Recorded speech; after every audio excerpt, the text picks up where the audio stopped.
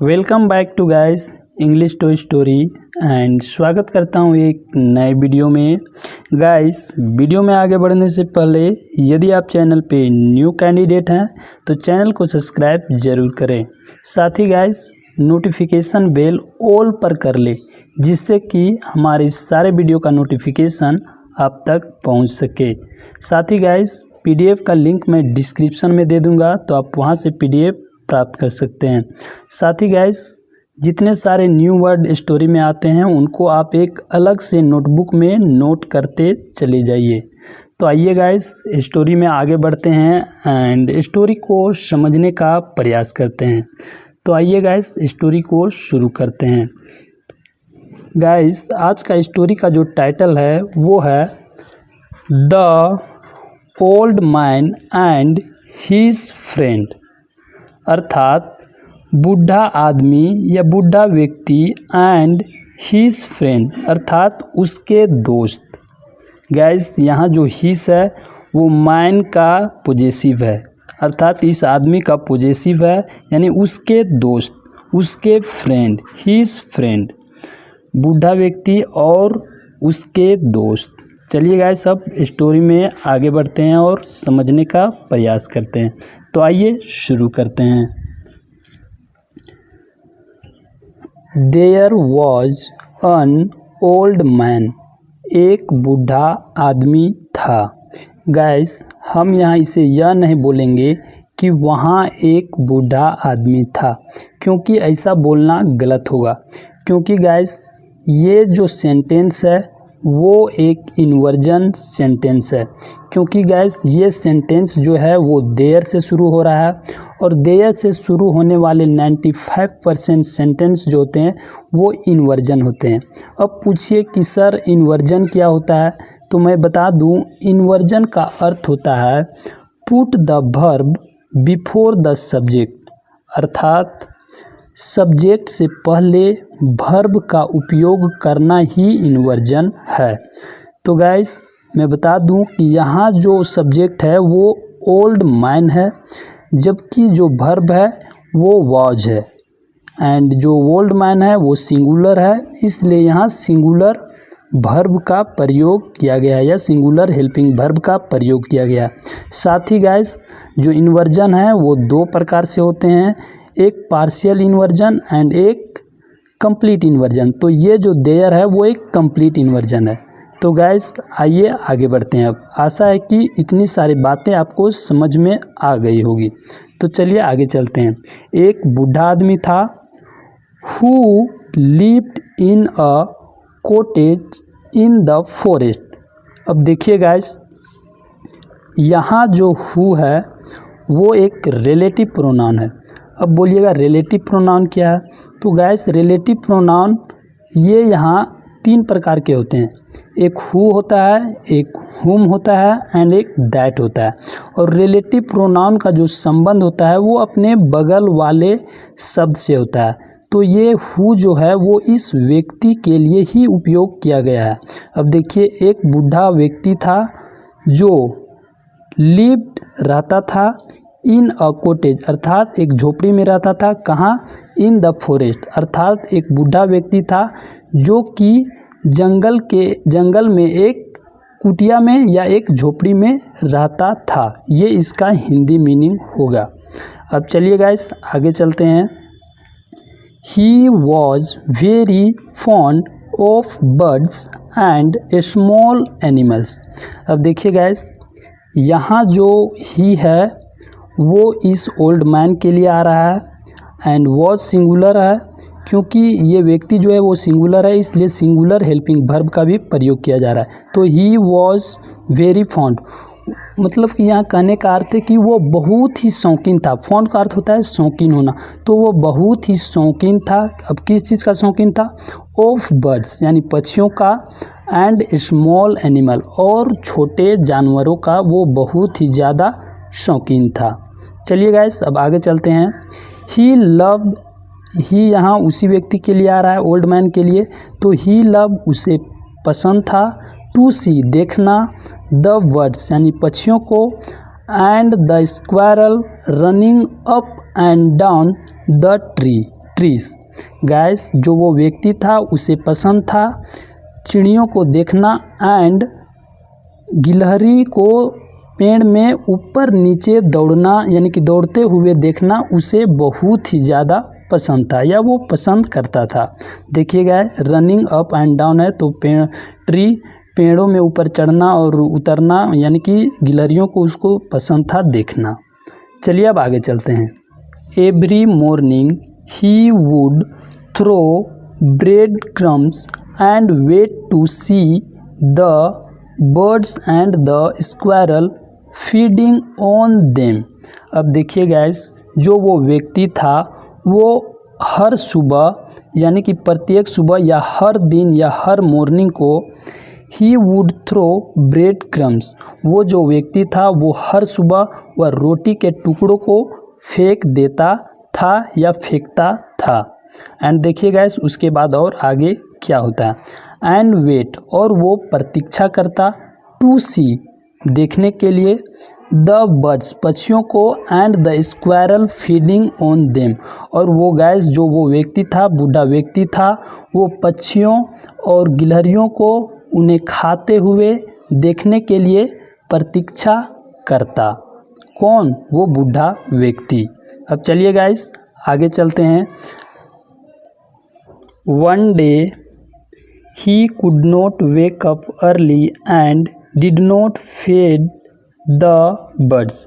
अब देखिए गाइस आगे क्या होता है कि एक दिन वह सुबह जल्दी नहीं उठ पाता है एंड वो खाना चिड़ियों को नहीं खिलाता है। अर्थात वो एक दिन सुबह जल्दी नहीं उठ पाता है एंड उस दिन वो पक्षियों को खाना नहीं खिलाता है। One day he could not wake up early and did not feed the birds. अब चलिए गाइस आगे चलते हैं। There weren't any bread crumbs outside इधर। अब देखिए गाइस इसका यहाँ जो हिंदी मीनिंग होगा या यहाँ कहने का अर्थ यह है कि बाहर रोटी के टुकड़े नहीं थे या बाहर एक भी रोटी के टुकड़े नहीं थे क्योंकि वो उस दिन लेट से उठा था और उन्होंने रोटी को खाने के लिए नहीं दिया था। एंड गाइस इस सेंटेंस जो देयर से शुरू हो रहा है इससे हमें पता चलता है कि ये सेंटेंस जो है वो एक इन्वर्जन सेंटेंस है। एंड साथ ही गाइस यहाँ प्लूरल सब्जेक्ट होने के कारण यहाँ प्लूरल हेल्पिंग वर्ब का उपयोग किया गया है।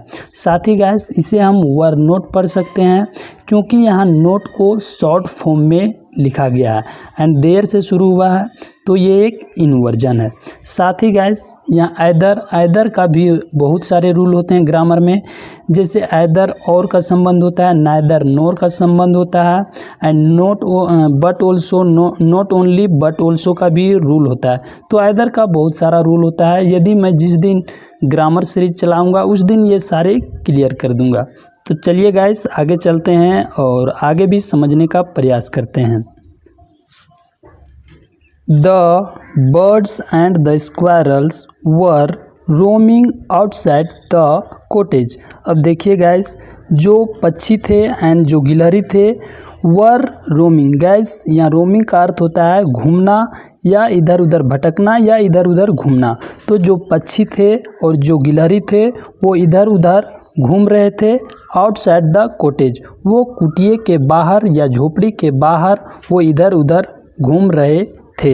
गैस यहाँ हेल्पिंग वर्ब वर का प्रयोग किया गया है क्योंकि जो बर्ड्स हैं एंड स्क्वायरल मिलकर प्लूरल नाउन बना रहे हैं इसलिए यहाँ प्लूरल हेल्पिंग वर्ब का प्रयोग किया गया है। गैस ये बर्ड्स और जो स्क्वायरल्स हैं वो मिलकर प्लूरल सब्जेक्ट बन रहे हैं इसलिए यहाँ प्लूरल हेल्पिंग वर्ब का प्रयोग किया गया है। चलिए गाइस अब आगे चलते हैं। Let me pep through the window. अब देखिए गाइस यहाँ गिलहरी यह कहता है कि मुझे खिड़कियों से झांकने दो।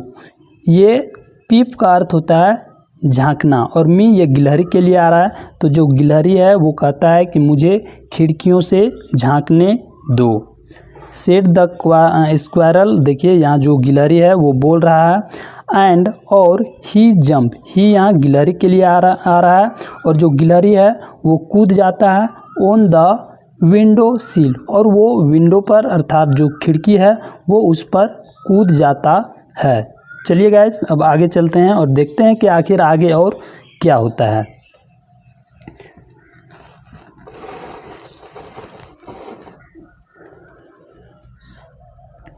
ग्रैंडपा, दादा, why are you still sleeping, अभी तक तुम क्यों सो रहे हो। ये कौन बोलता है, ये गिलहरी बोलता है कि दादा आप अभी तक क्यों सो रहे हो, why are you still sleeping. देखिए ये गिलहरी बोल रहा है किन से, उस ओल्ड मैन से। अब चलिए गाइस आगे चलते हैं। We were waiting for you outside, we spared the squirrel. अब देखिए गाइस जो गिलहरी है वो ओल्ड मैन से कहता है कि आप अभी तक सो रहे हैं, हम लोग आपकी बाहर में प्रतीक्षा कर रहे हैं। वी स्पेयर्ड द स्क्वायरल, ऐसा जो गिलहरी है वो फुसफुसाता है अपने आप में। अब चलिए गाइस आगे चलते हैं। The old man jumped out of his bed and run to open the door.